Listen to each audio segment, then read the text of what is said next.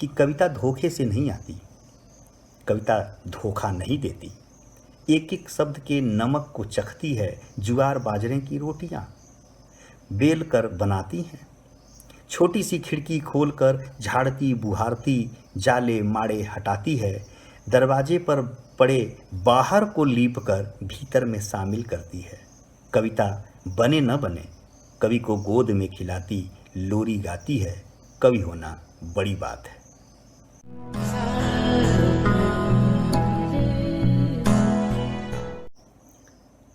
नमस्कार, मेरा नाम आशुतोष है। मैं कहानियाँ, लेख आदि लिखता रहा हूँ। कुछ किताबें भी मेरे नाम से प्रकाशित हैं।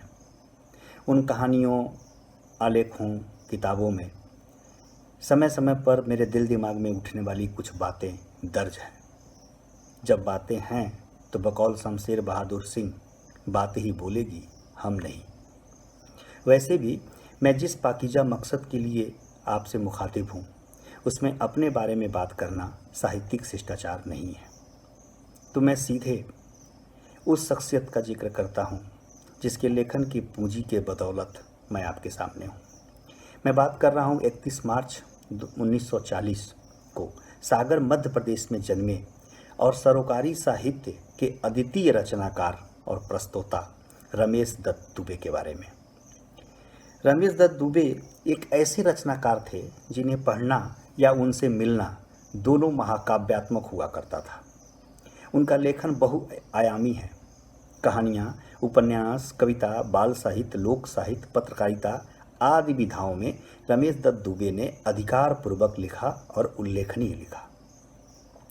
जो लोग उनसे परिचित हैं वे मेरी इस बात से इत्तेफाक रखेंगे कि रमेश दत्त दुबे की शख्सियत में एक साथ कवि, कहानीकार, उपन्यासकार, निबंधकार, अनुवादक, संकलनकर्ता, स्तंभ लेखक, ओजस्वी वक्ता आदि सब कुछ था।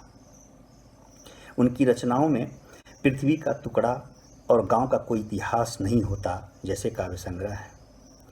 पामन मोरे घर आयो जैसा कहानी संग्रह है। अब्बक दब्बक और रेलगाड़ी छुक छुक जैसे बाल गीत संग्रह है। मेरा शहर के नाम से सागर शहर की पैदाइश और जो देश दुनिया में जिन लोगों ने बात की जिन्होंने बड़ा नाम किया, उन 4 कवियों रमेश दत्त दुबे स्वयं भी थे, अशोक वाजपेयी, ध्रुव शुक्ल और शिव कुमार श्रीवास्तव की कविताओं का एक संकलन मेरा शहर नाम से किया। 2004 में एक टोला उपन्यास राधाकृष्ण प्रकाशन नई दिल्ली से आया। साथ ही बिहग नाम से पक्षियों पर लिखी गई 100 से अधिक कविताओं का आपने संकलन किया। देश की लगभग सभी महत्वपूर्ण पत्र पत्रिकाओं से लेकर जनसत्ता, धर्मयुग आदि में ललित निबंध, आलेख, टिप्पणियाँ आदि आपके प्रकाशित होते रहे हैं।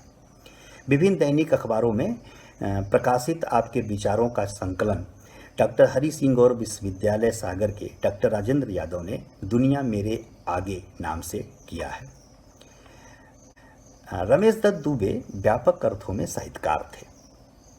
जो रचना में था वही उनके जीवन में भी था।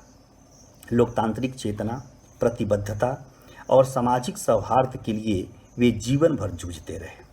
अपनी कविताओं में रमेश दत्त दुबे का बेलाग लहजा आकर्षित करता है, तो दूसरी तरफ सच कहने का उनका साहस सम्मोहन से भर देता है। अपने समय की समस्त चतुराई और सयानेपन को कहने का विरल साहस रमेश दत्त दुबे में है। वे अपनी एक कविता में कहते हैं कि कच्चे धागे सी नदी टूट रही है, कांच के टुकड़े सा पहाड़ कहीं चटक रहा है। ओ मेरे दोस्तों, मैं झूठ नहीं कहता, तुम ही देखो, अंधकार उबलता आ रहा है, मेरी प्रिया किसी दूसरे की हो गई है। आप जानते हैं कि केवल भाषा ज्ञान से कवि नहीं बना जा सकता। कवि होने के लिए भाषा का संस्कार और अपना निजी बिंब विधान होना आवश्यक है। जिस कविता का मैंने अभी उल्लेख किया उसमें आप देखें कि रमेश दत्त दुबे के पास किस तरह की तैयारी है। कच्चे धागे से नदी का टूटना और कांच के टुकड़े सा पहाड़ का चटकना, इस तरह के बिंब उनके कवि का निजी अर्जन है और यह अर्जन गाल बजाने से नहीं होता, बल्कि अपनी परंपरा की अंतर्ध्वनि के साथ संवाद करने से आता है। भाषा के मर्म तक उनकी इसी पहुंच का परिणाम है कि उन्होंने बुंदेली के महान कवि ईसुरी के चौकड़ियों का हिंदी में अनुवाद कर लो प्रीत खुलासा गोरी नाम से किया। हिंदी भाषा में रेखांकित किए जाने वाले लेखन के साथ ही उन्होंने लोक कथाओं का पुनर्लेखन पृथ्वी भारी है नाम से तथा बुंदेली कहावतों का एक कोष कहनात नाम से संग्रहित किया, जो उनके लोकसित अध्येता व्यक्तित्व के कृति स्तंभ की तरह है। बच्चों के गीतों का संग्रह तिल के फूल तीली के दाने उनको मुकम्मल रचनाकार का ओहदा देता है। जहाँ तक गद्य लेखन का सवाल है, वहाँ भी रमेश दत्त दुबे कोई कसर नहीं छोड़ते। टोला उनका मशहूर उपन्यास है, जिसका उल्लेख मैंने पहले ही किया था उनकी रचनाओं के संदर्भ में, जो 2004 में राधा कृष्ण प्रकाशन नई दिल्ली से प्रकाशित हुआ है।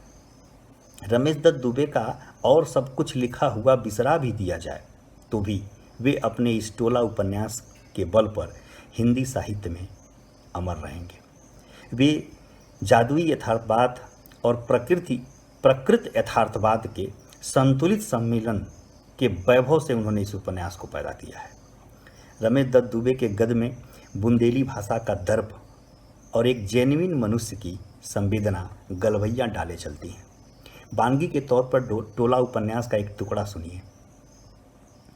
उसमें वो कहते हैं कि टोले के लोग सपना देखते हैं महलों का, लेकिन बनवाते हैं घर, वह भी ऐसा जिसको सिर पर उठाकर भागा जा सके, कहीं भी रखा जा सके, बिछाया जा सके, खाया जा सके। यह महज एक पैराग्राफ नहीं, थोड़ा है, थोड़े की ज़रूरत है कि नियत में मरते खपते लोगों के जीवन का हलफनामा है। असल में रमेश दत्त दुबे एक खास तेवर के स्वयंभू रचनाकार हैं। किशोरावस्था से ही सागर के साहित्यिक माहौल में उन्होंने बड़े जोरदार ढंग से अपनी आमद दर्ज करा दिया था। खाँटी बुंदेली मानुस जिसने कभी ठकुर सुहाती नहीं की, न जीवन में न सृजन में।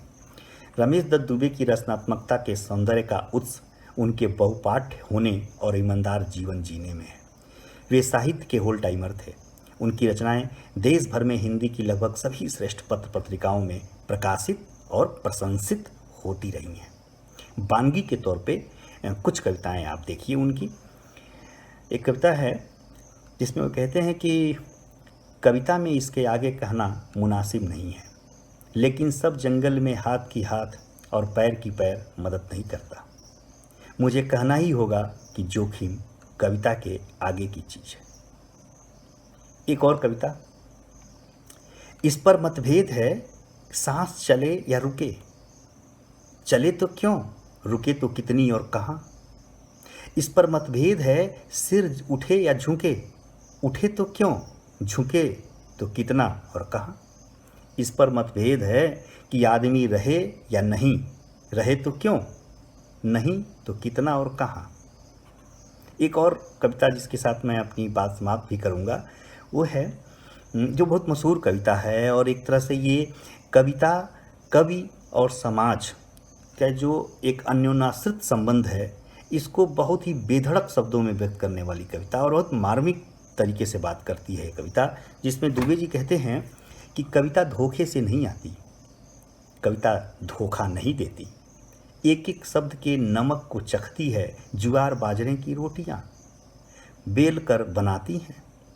छोटी सी खिड़की खोलकर झाड़ती बुहारती जाले माड़े हटाती है, दरवाजे पर पड़े बाहर को लीप कर भीतर में शामिल करती है। कविता बने न बने कवि को गोद में खिलाती लोरी गाती है, कवि होना बड़ी बात है। मैं समझता हूँ कि इस तरह की कविता लिखना भी बड़ी बात है और इस कविता का जो रचनाकार है रमेश दत्त दुबे, तो रमेश दत्त दुबे होना भी बड़ी बात है। यह सब कविताएं जो मैंने आपके सामने अभी रखी थी, ये सब सिर्फ एक वानगी है रमेश दत्त दुबे के रचनाकार व्यक्तित्व से रूबरू होने के लिए। रमेश दत्त दुबे की समूची रचनाशीलता एक सचेत और सक्रिय साहित्यिक कार्रवाई की तरह है, जिससे जुड़ना और जिसका सामना करना एक पाठकीय नैतिक विवेक की मांग करता है। उनको पढ़ना और समझना मेरे लिए एक खास तरह की साहित्यिक उपलब्धि है। जब जब सागर के साहित्यिक वैभव की बात चलेगी तब तब रमेश दत्त दुबे का नाम बड़े अदब से लिया जाएगा। वर्ष 2013 के आखिरी दिनों में जब देश के राजनीतिक वातावरण में एक बड़े बदलाव की आहट सुनाई देने लगी थी और जब तमाम बौद्धिक चिंतक अपना झंडा टोपी बदलने की तैयारी कर रहे थे, वैसे में हमारे इस प्रिय रचनाकार ने 23 दिसंबर 2013 को अपना चोला बदल लिया।